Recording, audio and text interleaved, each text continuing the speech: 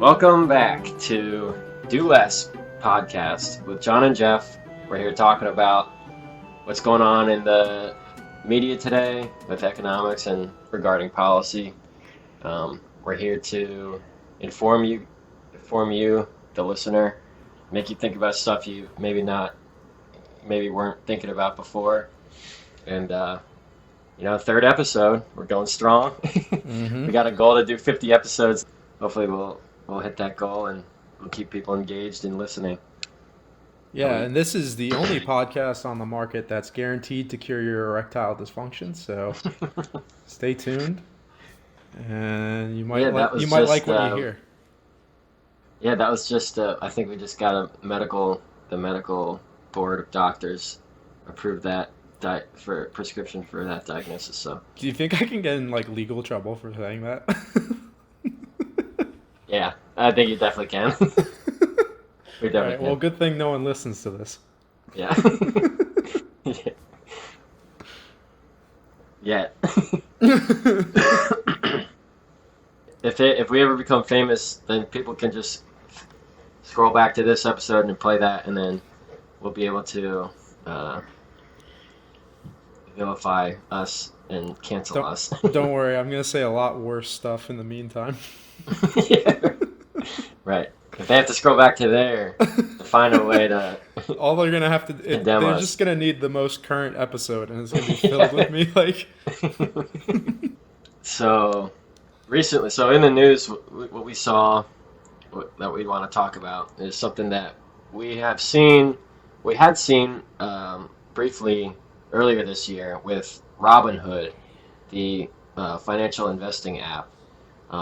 We saw them. They had a brief stint where they offered 3% savings rate on their savings account. Are they done with that already?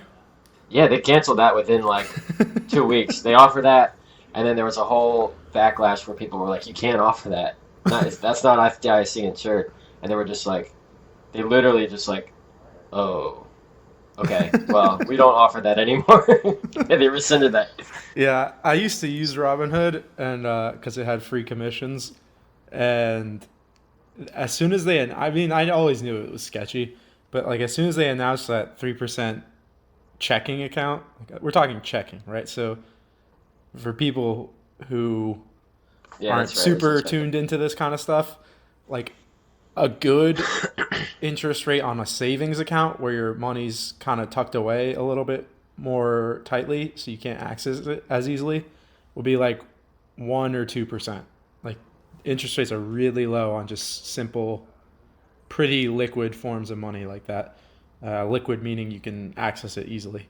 And so checking is really the most liquid form of that, other than straight up cash that you have in your wallet or something like that. That's really one of the most liquid forms of money. So 3% on a checking account is really insane. And so when they offered that, I knew they must the only way for them to do that would be either they're leveraging the money that we're putting in there and betting it on the market or whatever, and just trying to get really aggressive returns with your money. And so yeah, and with aggressive returns there's risk. Exactly. Eats into the liquidity. So if you're in a risky asset, that could go up and down. The riskier it is, the more it'll go up and down in value, in price. So if they're offering immediately liquid risky option, something's got to give. So it was that. It was too good to be true. I mean, I signed up for it. I was I don't know how they're going to do it, but if it's FDIC insured, that means that they could go under. Robinhood could just fail, and the federal government will pay you back your money up to $200,000, $250,000 maybe. So I was okay, yeah, FDIC insured. And then it actually wasn't FDIC insured. It was something else. It was FC. It was another acronym. I don't know. They thought they could do it, and then they couldn't. And what is FDIC insured, for those who don't know? Federal Deposit Insurance Certification. What it stands for, it doesn't matter. Just what does it mean conceptually? So on this vehicle, so Robinhood was offering, it wasn't FDIC insured. It was something else, but similar to FDIC insured. But FDIC insured is what is on your savings account at a normal bank, at like an institute, at like a, Mhm. you know, a regular, your PNC or your Chase, Mhm. yeah, whatever you're using. That those accounts are FDIC insured, which means that the federal government has dictate, or what's the word? I don't know. They guarantee Yeah, they your guarantee savings it. Yeah, in case they'll like the step bank goes in, bankrupt or whatever, right? right? And all the money that you have in there, up to, I think, either 200 or $250,000, will I think just be it's two given back to fifty. you. Yeah, Yeah, 250. So yeah, so there's a whole bunch of stuff that you have to, the bank has to do to comply with that. For example, not investing the money in risky, you know. But Robinhood was not in compliance. They just didn't read the rules. They didn't know what they were allowed to and allowed not, or not allowed to do. So they offered something that was just imaginary, and they got called out. And they just reversed course. They were like, they just deleted all mention of it off their website. And they were like, we never offered a 2% saving. Which in a way I kind of respect about Robinhood, where they're just playing it like the Wild Wild West, and they're like, we Yeah, don't know how any of this stuff give works, but give us your we're money. just Yeah, gonna do it. yeah, just give us your money, and we'll, you know. Um, But so the recent headline, what is the infinite leverage cheat code Oh that yeah. was found by the subreddit Wall Street Bets, where you could, the specific vehicle is not really important. It's like you sold covered calls, Yeah, so call essentially options. they're selling options, which injects cash immediately into your account. Because Right. essentially, for those who don't know anything about options, options are derivatives in the sense that they derive their price from some other equity. So you can think of derivatives sort of like sports betting, right? So, you know, if there's this game on TV, that's sort of the real thing. You can't duplicate the game. There's only one game. But what you can do is you can have infinite number of bets on the game, and it's out various outcomes. And so, option is a derivative of a stock, generally, So the and stock is the game. right. So the stock is like the game, right? It's the real underlying thing that I mean, there's more than one stock per company, but the point is the underlying share is what's the real value, and you can have unlimited derivatives on top of it. So as long as there's someone willing to buy uh, an option at that price, you can sell an option at that price, and then so you can just have their money in your account. And but what that option is it's an option to buy or sell the stock at a specific price. So if you bet the wrong way, you can end up losing, right? It's sort of like gambling, but you can use it to hedge your investments in the sense that I don't know. Let's say you I don't know anyone who does this, but this would be pretty lame. But let's say you really like the Giants, but you really get depressed when they lose. So if you just bet against the Giants when you gamble, it would be kind of like hedging the outcome of the game, right? So every Right. time the Giants lose, you win some money, so you don't feel as bad. That's Right. kind of what options do. That's what they Yeah, were invented for. I see that. Yeah, that example. Like in either way, you're either sad and you made money, or you're Mm. happy and you lost money. So it's like Right. you're just like, in order to hedge that, you kind of like remain neutral through the. Right. Um, And that's sort of what they were invented for. But then people like the people on Wall Street bets use them to just gamble. They just buy them straight yeah, up. They don't even buy the underlying equity, the thing that they care about, right? And so because what options do is they're leveraged, meaning like they the amount of value you can potentially earn based on the amount you put in is higher than just like 1-to-1 ratio.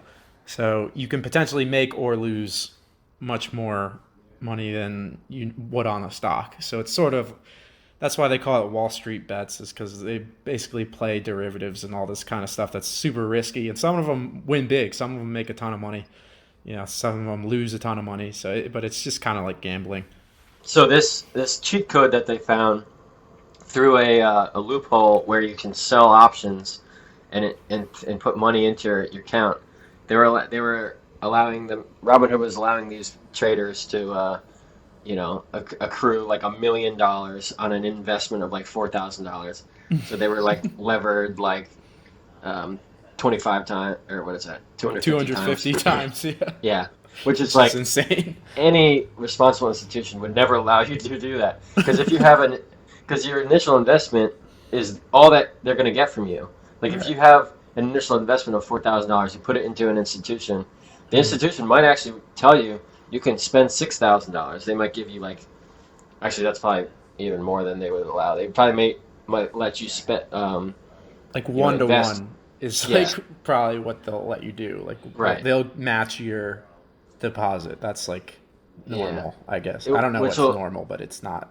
yeah, it'll expose you to more leverage, so you can like, um, you know, it. Yeah, it's all just leverage. You can make more money, but you can also lose more money. If you lose more money, that opens the door to you losing more money than you invested. At which point you're on the hook to the bank has now got to collect the money from you, which Mhm. isn't like easy. You could go, you could go whatever. It's collecting Yeah, money for people isn't easy. right. So And leverage also has a time cost to it. So, like, it's not just amplifying your wins and losses. If it was, I think there would be basically no downside to levering. But really, the key important thing to know about leverage is it has a time cost, right? And that time cost is interest rates, because leverage is a loan. So right. if you're gonna lever yourself on some bet, you gotta not only win, but win enough to cover your interest rate as well, because that's eating into your costs. So like if you ever see those 3 times SPY ETFs or whatever, like those stocks that are aggressive on bullish or bearish or whatever, those decay their value over time because essentially they have to cover their interest costs. Right. So these investors that were able to accrue 250 times leverage was obviously a mistake. Mhm.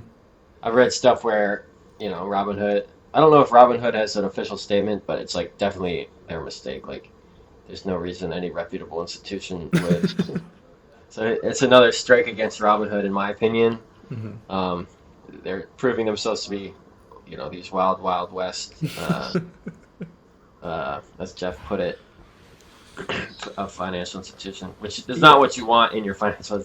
You want a Right. reputable, like, uh, institution you know is going to be around for the next 50 years while you're Yeah. alive and make And you money want to out. be able to get your money out, right? Like your portfolio is kind of the opposite of taking a dump. You don't want it to be.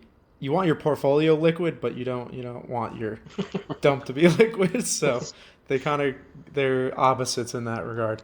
And so if Robinhood gets in all sorts of financial trouble, you may get your money back, but it may take some time, or you may just lose it. So Right. they're kind of risky. And now everyone else has doubled down and does free commissions in response to Robinhood. So I almost see no reason to use them anymore. If you have your money in there, I'll be honest, just take it out. Go to E-Trade or something like that because they all offer free commissions now. Right. Yeah, that's something interesting we could actually probably talk about too. The race to zero commissions. That was, but it was like an arms race between all these brokers, these e-brokers. With Schwab announced, a month ago that they were gonna eliminate their commissions, which is on every trade, every stock you buy or sell, every option you buy or sell. Um, you pay the price of that underlying asset plus there's a commission that the e broker would take on top of that, like $7, $6 or $7 per transaction, just to cover their internal costs of operating and of placing the order and staffing personnel.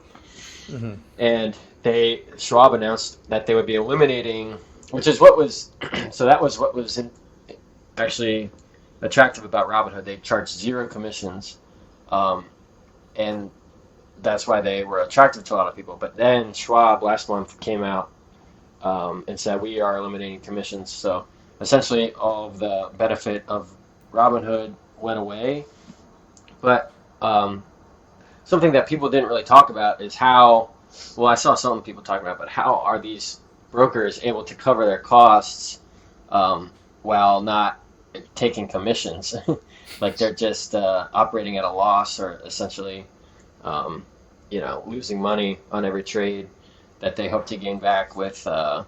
Well, so it's not most of their revenue. Like yes, like if they charge commissions, then it covers that variable cost that it represents to them, and they then theoretically they never have to worry about that being a cost issue for them. Um, but it wasn't a large source of their revenue. So where they make most of their money, which is kind of suspect to me, to be honest, is a lot of people will have cash in their portfolio, Mm, so they won't necessarily invest all of it, and so then they use that cash to buy high interest, right. high yield bonds or whatever. So it's that Kind of the cash same that's thing sitting as there is has risk associated with it that you're not seeing. right, Essentially, they're using your cash to make money for the um, service that they provide. right, So if you don't have any cash in there, um, then it's harder for them to make money. So right. it's So it's kind of becomes similar to dubious. like a Venmo or PayPal business Right. model, where Right. their money, their revenue is the money that they're able to that's just sitting in there in your account that they're able Right. to make interest on. Which yeah, right. That's you hope they're not doing anything with that money that is going to make it hard for them to get the money back. So if they can't get the money back, that's your money. that's on your like Right. balance sheet as like an asset. It's like my Venmo balance is pretty much the same as cash in my wallet to me. So it's Hmm. it's interesting to think about that's actually not the case. That cash is probably in treasury bonds or probably cash deposit somewhere. Right. And That's that's how. what people got to realize is these numbers you see in your various accounts, you can't just get them right now if you want them. It doesn't work that. The only money that exists like right now is straight up hard cash in your hands. Because if you went to a bank and you got I don't know, $50,000 in the bank, and you said, "Hey, can I take this out in cash?" They wouldn't even be able to do that for you because they don't keep that kind of cash around. So like, there's Right. you know Yeah, they they don't have it like in downstairs in a vault. right. So like, Sometimes they do, but I not mean, yeah, I don't, maybe that amount they might have. I don't know, maybe like but yeah, yeah, it's probably they probably have that, but they don't have like just two insane hundred amounts of thousand, cash sitting five around hundred thousand. like Yeah, right, because most people don't ask for that, so they don't need to sit on that. right. And so yeah, I mean, so what people gotta understand is that this is sort of like how the run of the banks Hmm. happens. Is that if everyone tries to pull their money out at the same time, they can't all get it because it's actually in other people's hands. Right, It's not just sitting in the bank. right. So this is this isn't even just Robinhood. So Robinhood, we've Right. cited reasons why they're sketchy, but I guess not. I guess what you're describing isn't sketchy, but it's like No. it's just something.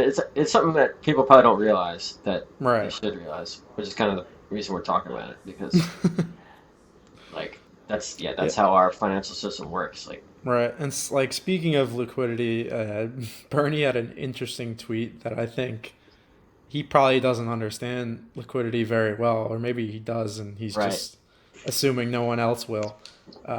Because I don't know if you want to read the tweet, but yeah, it's I'll read it. it's pretty absurd if we're being um, intellectually honest here. this is in response to Bill Gates. Bill Gates was interviewed about taxes, and he kind of it's a summary. He kind of came out and said, "I pay a lot of taxes." He actually said, "I pay the most taxes of like anybody." He's like, and I don't mind that. Even increases in taxes, I kind of don't really mind. I pay 10 billion in tax. If I had to pay 20 billion in tax, that's probably fine.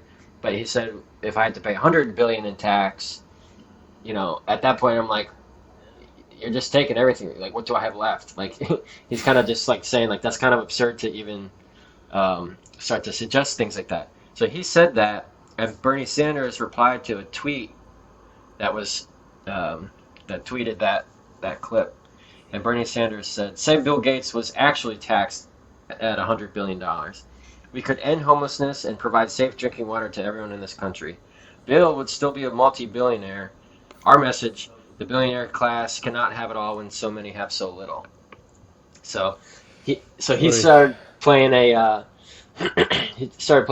theoretical game. He's not actually saying in the tweet that yes, this is what we should do, but he's Right. saying in a perfect world, this is what we would do. We would take Right. everything this billionaire has. I mean, leave him a couple billion left, but we'll take that money and then we'll solve these dire problems in our country. And but for him not allowing us to do that, we're not able to solve these problems. Um, Right.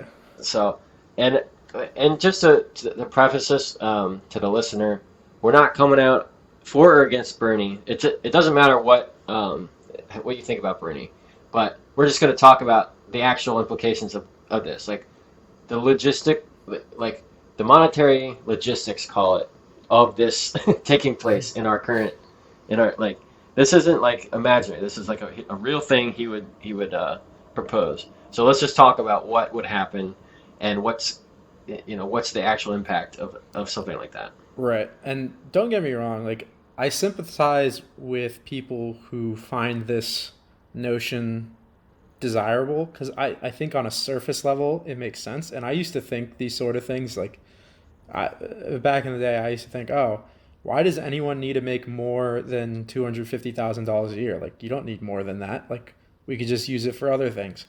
But let me tell you, this is before I had any good understanding of economics or business or finance or anything like that. And now I see why this is completely absurd. And so hopefully we can demonstrate to you why this is completely absurd. Because on the surface level, it sounds nice, right? Like $6 billion, that's more money than anyone could ever need ever, right? Mhm. So if we left him with $6 billion, he could never spend that, even if he wanted to. That's more money than anyone could ever hope to have. So what's the big deal if we take 100? What if we even took 1,000? If we took 1 trillion from him, if we left him with 6 billion, he's still fine, right? It seems like it makes sense on a surface level, right? But if you actually dig into this at all, even just a little bit, you'll start to see how many problems with this notion there are, and you can attack it from so many different angles. This is ignoring the moral argument, right? Whether it's moral to Right. take from someone who has more on behalf of someone who has less. I don't personally agree with that. Maybe you do, and that's its own intricate argument to get into, right? Because Right.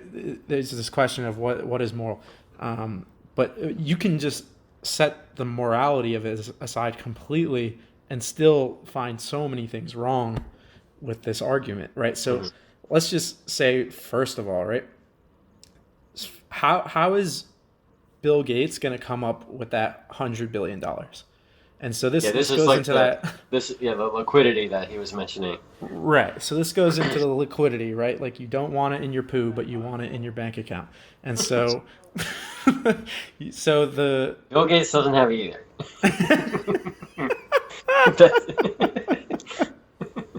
oh man. So if we wanted to tax Bill Gates $100 billion, right? Because his net worth, when people say his net worth is $100 billion, so he must have it lying around in cash, right?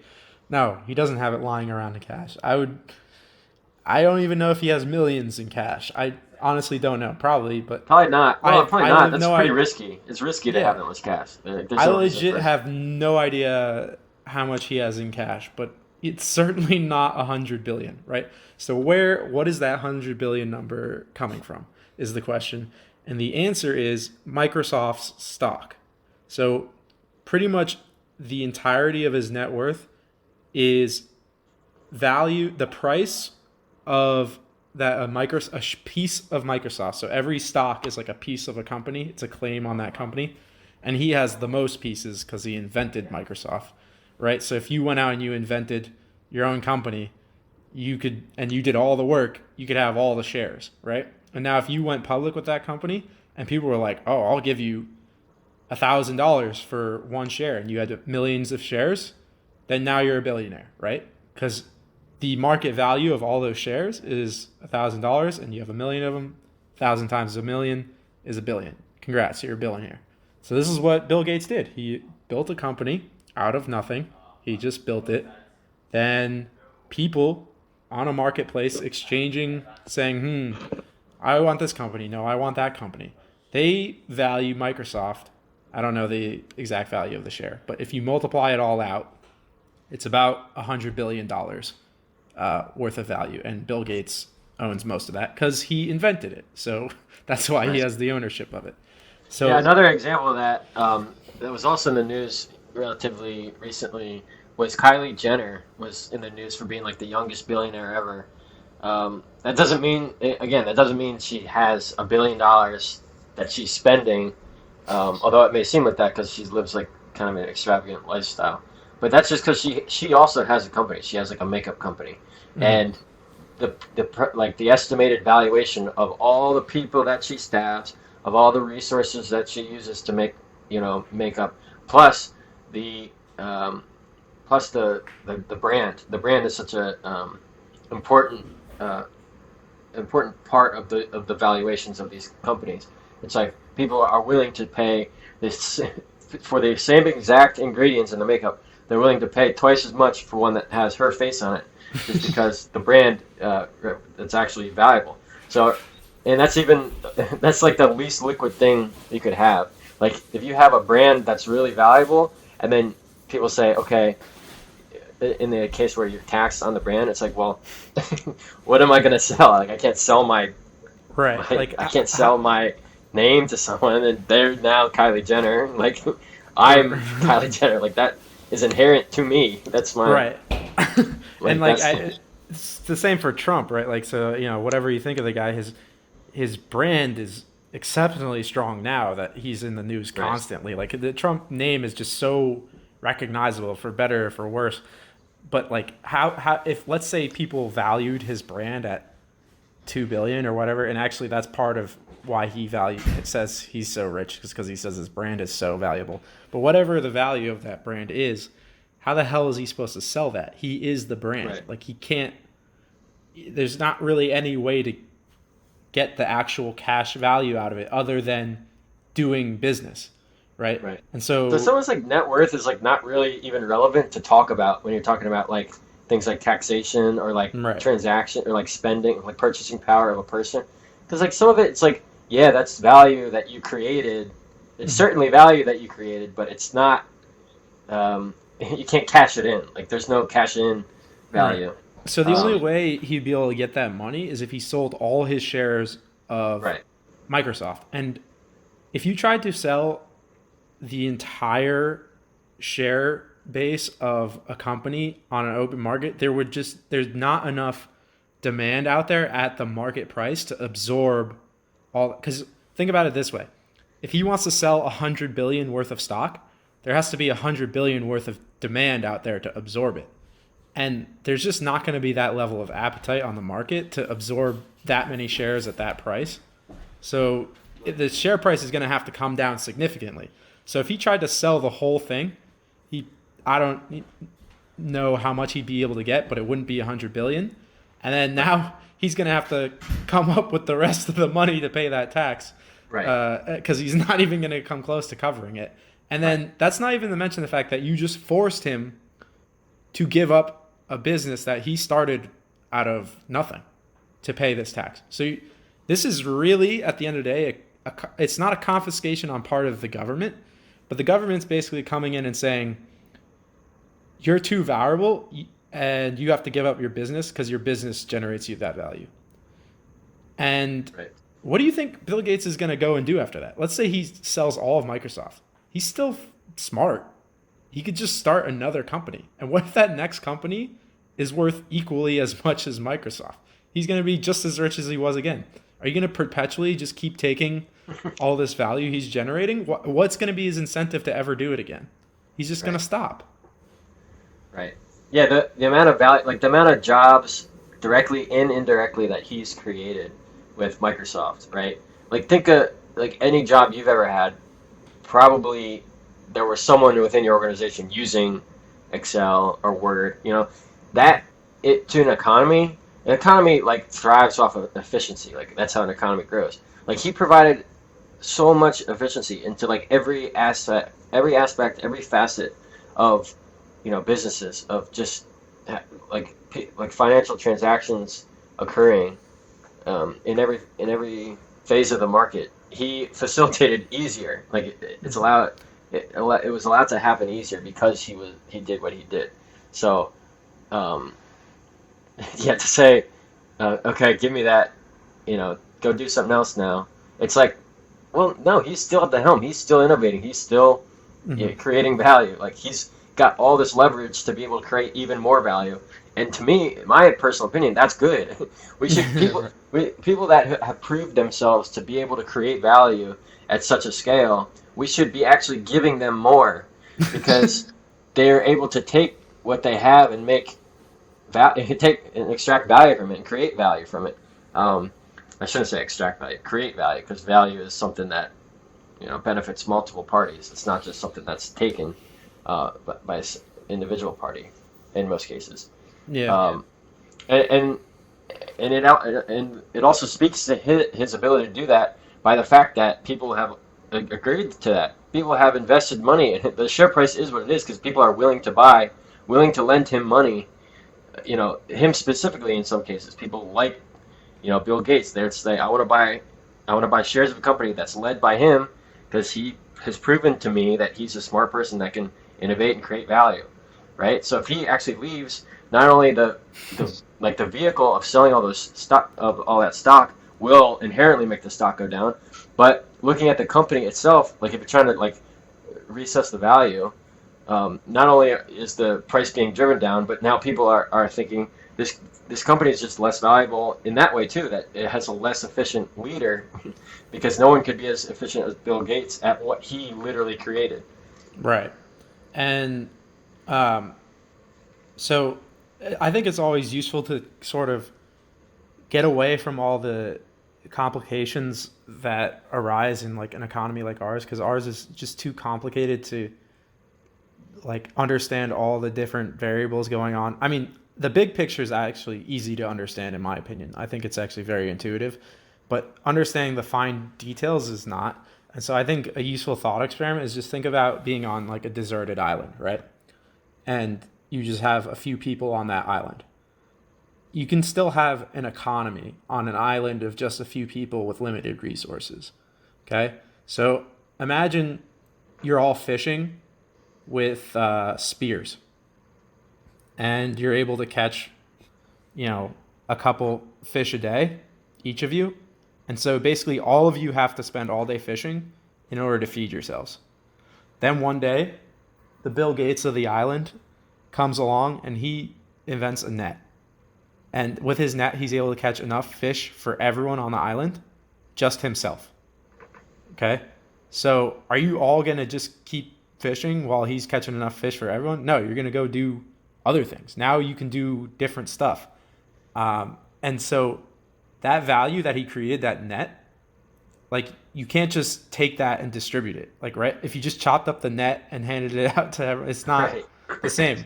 And like, let's say he's the only one who even knows how to use it. Let's say there's a skill involved with the net, and he's the most skilled at it. You're not going to say, "Hey, stop catching so much fish for all of us." Like, it's not fair. Like you catching all these fish. It's no. You're going to say, "Okay, he's really good at catching fish.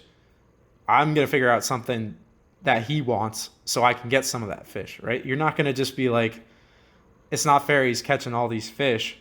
You're going to think of a way to get some of what he's getting and find something you can do that he can't because he's spending all day fishing. Maybe he'll start building a hut. Okay? He's like, "Oh, that's pretty cool. I want that." I have all these fish, but I don't have a hut, right?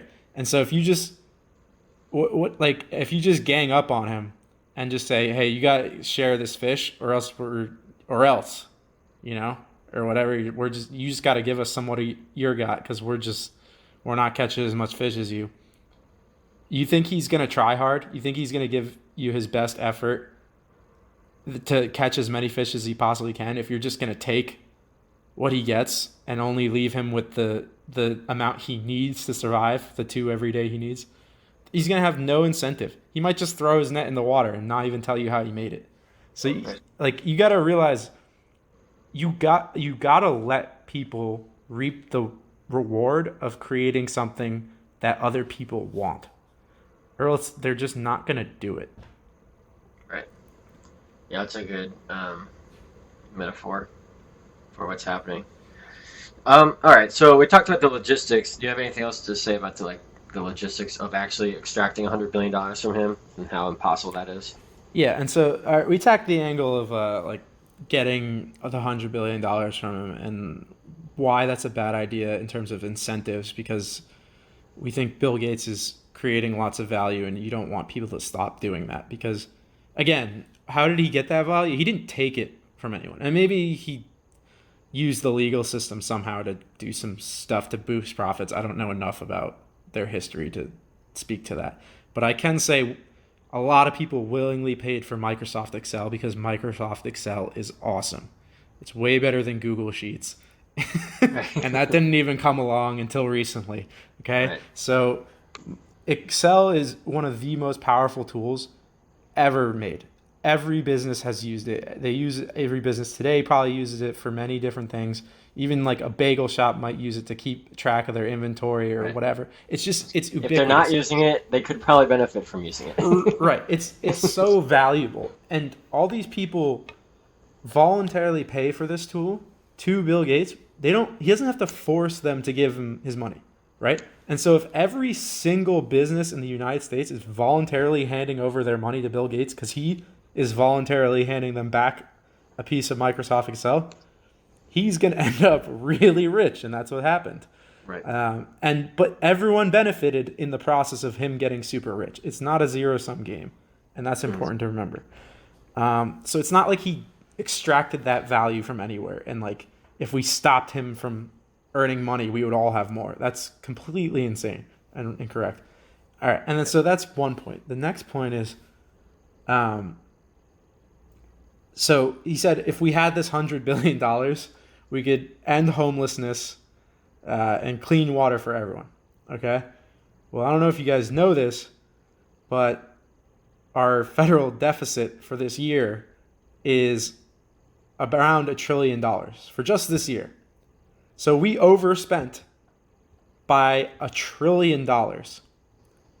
You don't think there's any room in that deficit for extra $100 billion to house all the homeless and like fix all the drinking water? Like if it just only cost $100 billion, simple as that, I'm all done.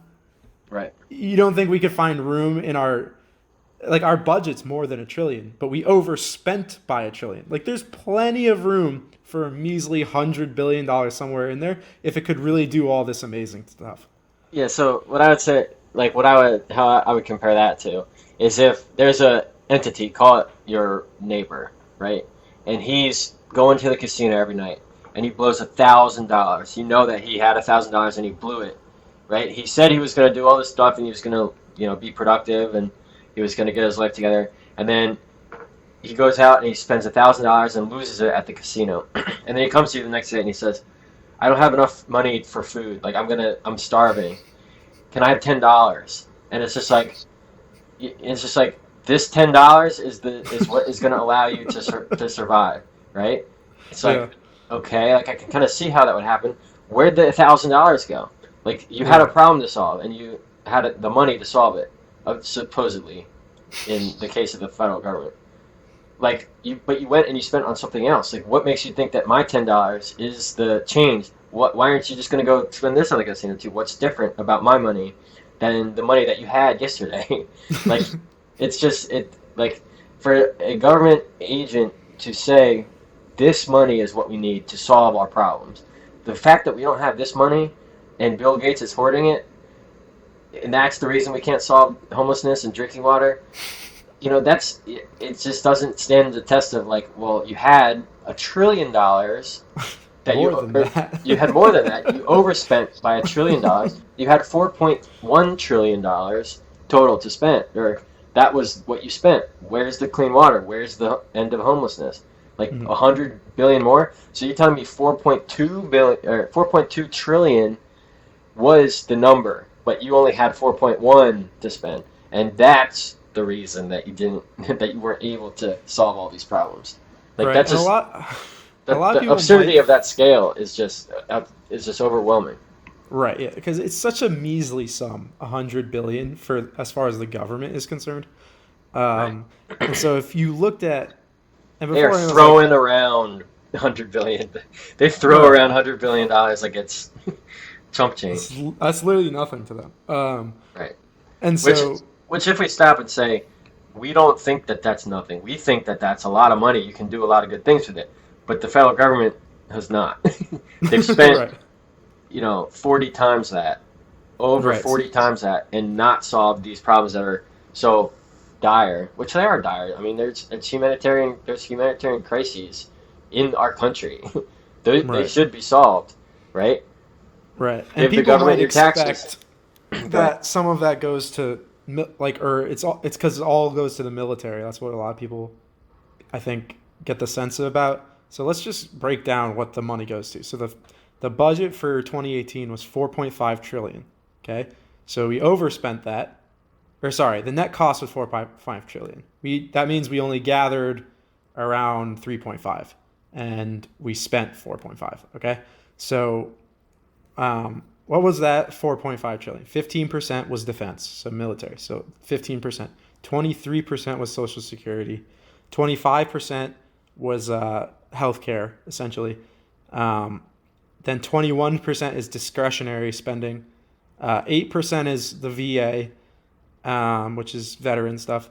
And then 8% is interest on our debt. So we're almost at 10% of our budget is literally just to service our debt, not even pay it off, but just 10% of your taxes are because we've accrued so much debt that money is just going to people who lent money to the government. Okay. And that number is going to keep growing. And so the 21%, where it's like, that's our discretionary spending, that's 21% of 4.5 trillion. So it's in the ballpark of a trillion. So, and then we already have a lot of other stuff that are, you know, like the Medicare and the Medicaid and the Social Security. This is all meant to help people, right?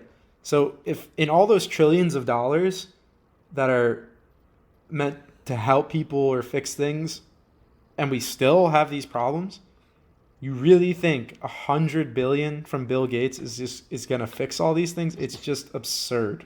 It is an absurd thing to say. And so to take, maybe take Bernie less literally. Maybe he didn't just mean take 100 billion from Bill Gates. Maybe he means take 100 from Bill Gates, take 20 billion from Elon Musk. Confiscate Mm-hmm. the wealth of all the billionaires, but leave them a couple billion each, because to him that's worth what Right. that's a fair that's That's fair, fair. right, to him. So leave them with a couple billion, but then take all the other billions of all the billionaires. And how Mm-hmm. much do you have? I did a quick calculation. It's somewhere, I don't know the exact number, because there's hundreds of billionaires in the country. But Right. that's what there is. There's hundreds, right? There's hundreds of billionaires. So to collect all that wealth, it's probably like 500 to 600. It's not more than 1 trillion. It's probably 500 to 600 billion, maybe more. Maybe if theoretically, we've already talked about how it's impossible to actually extract the wealth from these people, from these Right. billionaires, because they don't have it lying around. They would need to sell, and in doing so, that would actually lose a lot of the value.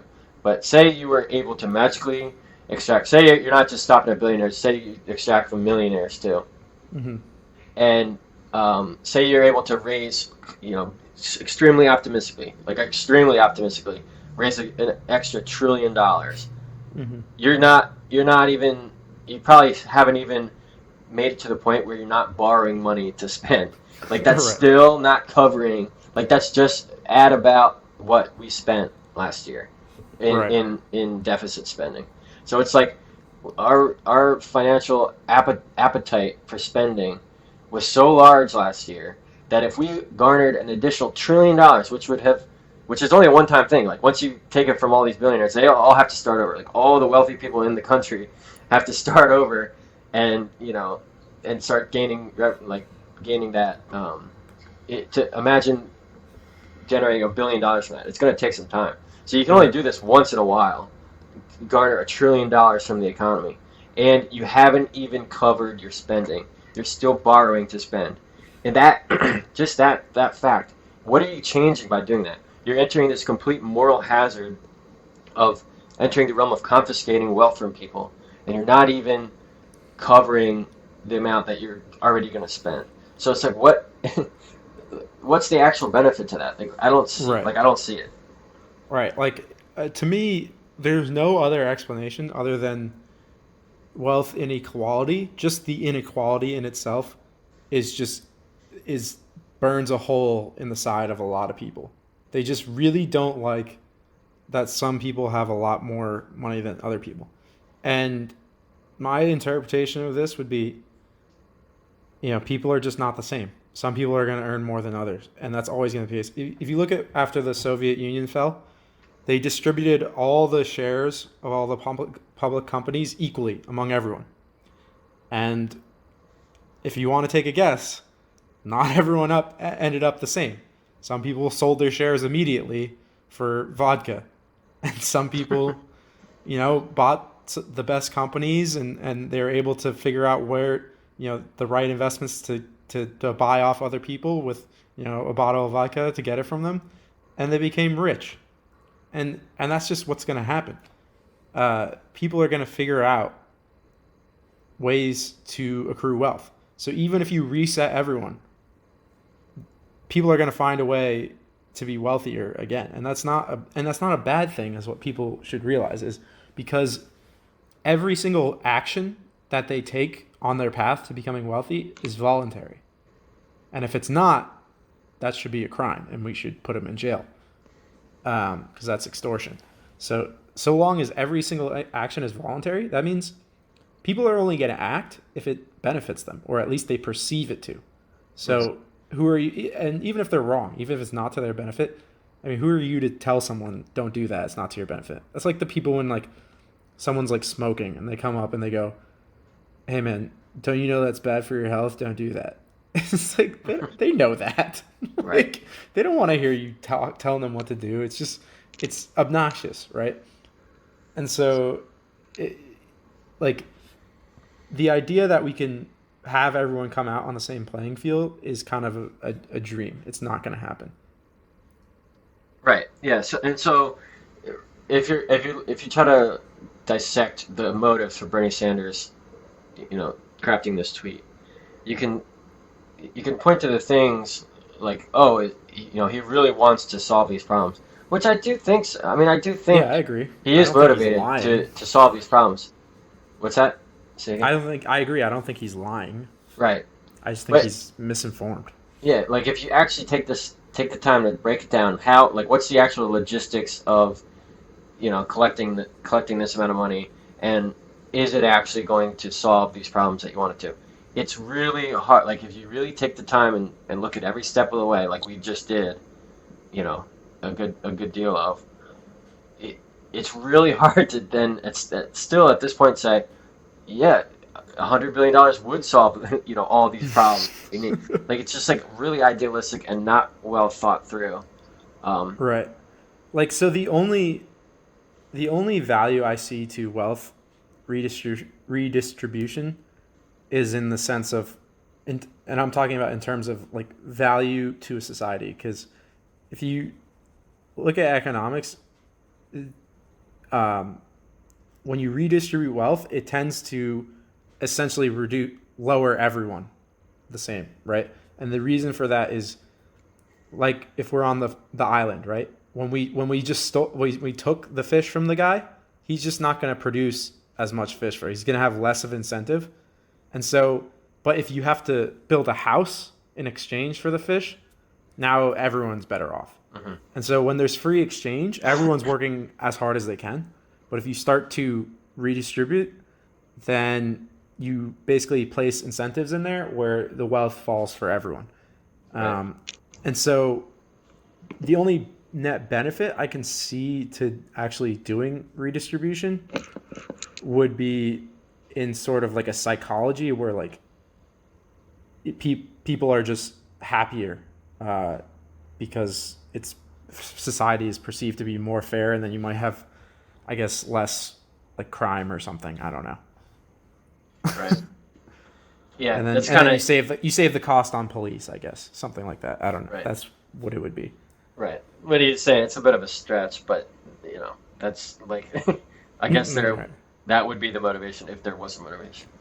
Right. And My so some hold on. Some people would say, "Oh, the motivation is because we should take care of the least fortunate." And my response would be, "We've been trying that. It hasn't been working yeah, through the government." yeah, You four and a half know, trillion isn't yeah. trying. Yeah, right. So if you look at our spending, our debt, which is what we're going to get to next, the bulk of our spending, the bulk of that debt we have accrued, has been trying to help people. Okay. And so if things are still as bad as they are, and we've basically bankrupted our country trying to achieve this goal, I don't. How do you expect to ever achieve this goal? It no longer seems plausible to me if you just look at the facts. Well, they just need 100 billion more, and they could. Yeah. That's So the.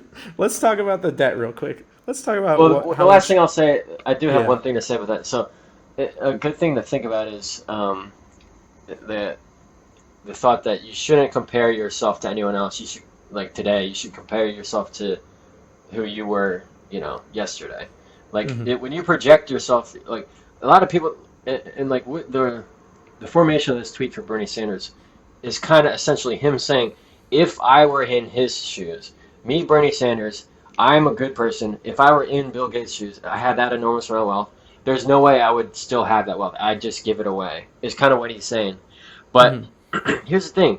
So you think you're much better than Bill Gates? Like Bill Gates could come out and say, I really try to help people. Like he designed And like he does. toilets, and he does. Yeah, he helps prevent like malaria spread in countries where that's a real threat. He like redesigned toilets to help people like live longer and safer.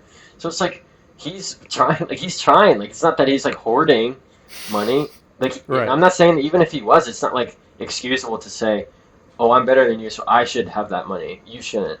But he does have the money, and he's trying. Like Yeah. he can He's try. trying his hardest to like do good with that wealth, Like which in anybody my who thinks opinion, the wealth is a representation of how much good he's already done. right, Like he's done $100 billion worth of good in improving businesses all over the country. He doesn't right, need to do anything else, but he's also then taking that wealth he accrued and just giving it away to save people's lives in Africa. So, like, because he's curing malaria, right? That's not really a problem here in the United States. It's a problem in Africa. right. And so, if we then took his wealth, aren't you kind of saying we deserve that money more than Africans do? Like, that's a little conceited as well. Right. Like, there's so many things wrong Yeah, it's just a lot of with this hubris. sentiment. Yeah, Yeah. the hubris that just me in that position, I would do the right thing. He's doing the wrong thing, but just me, I would do the right thing. Yeah, and And Bernie Bernie Sanders Sanders is actually, a millionaire. So like, yeah, right. And he's quoted as saying, sorry, the next thing I was gonna say, he was asked by someone once he like made $1 million from a book deal, or he wrote a best-selling book, and someone said, why aren't you, you're a millionaire now, why aren't you giving that away? And he said, he's quoted as saying, you write a book that makes you a millionaire, and you see what you do with that money. So it's like, well, I yeah. obviously that's not the quote. That's not the quote. I'm loosely quoting him, but uh, that's the exact same thing we're trying to explain about like Bill Gates is. He gets the same rates that you make $100 billion. You want to spend Right. $100 billion, you make $100 billion. Like it's Right. not mine for yours taking. And this is another weird thing of psychology, right? People are just randomly drawing lines where there are none, right? Like billionaires are a problem, millionaires are not. That's a weird, completely arbitrary way to draw a line. Like what if we didn't even use base 10 as our numbering system? Right. That would be absolutely arbitrary, right? All the So hexadecimillionaires. hexadecimillionaire. So it's in a completely arbitrary place to draw the line in the first place, right? So let's look at the average income of the world. It's about $35,000 or something like that. Is That's like the median for the world, something Is like that that. the I forget. world or no? That's the median for the U.S. No, U.S. is like 55 or something. Oh, is it? Oh, sorry, I was wrong. Not the median. The 1%. If you're in the 1% of the world, Right. top Okay, that 1% of makes the sense. world is like $35,000 or $40,000, somewhere Right. around there. So if you're in the 1%, you know, the 1% that everyone hates. If you're if you make more than $40,000, you're the 1% as far as the world is concerned. Right. So, why aren't you giving all that massive amounts of wealth back to, the rest of the developing world?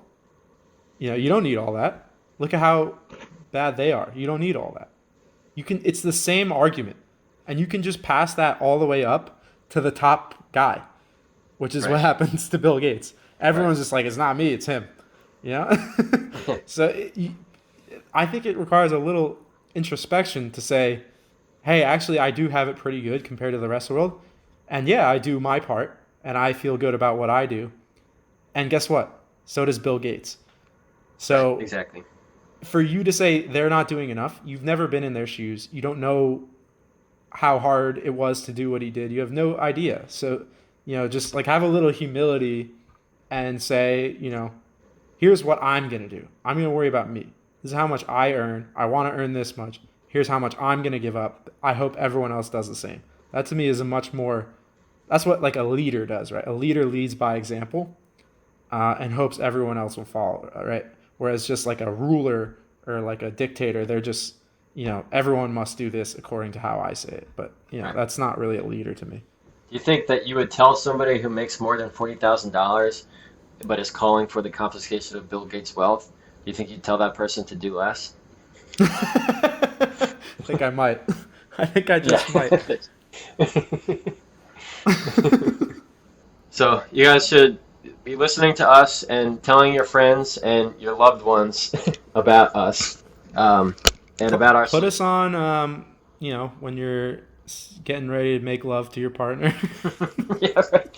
But we'll get you in the mood. We'll talk about some Look, real fun, irresponsible deficit spending of the government. That gets me right where I need to be, where I need to. No, but and seriously, we appreciate if the you're single listeners. and ready to mingle, what a better way to set the mood than by doing less with us, huh? Yeah, do less with John and Jeff. We do appreciate the listeners a lot, and we appreciate the feedback and the any word of mouth you guys are able to spread about us and about our message. If you appreciate the message, if you appreciate what we're talking about, if you learn something, even just feel free to let somebody know. Let someone you think who else you Yeah. probably know someone who would enjoy this content. So just let them know about it, and we'll spread the message. We'll get it Yeah, out we there. appreciate all one of you. Thanks, Kyle. Right. All right. That was a good episode. All right.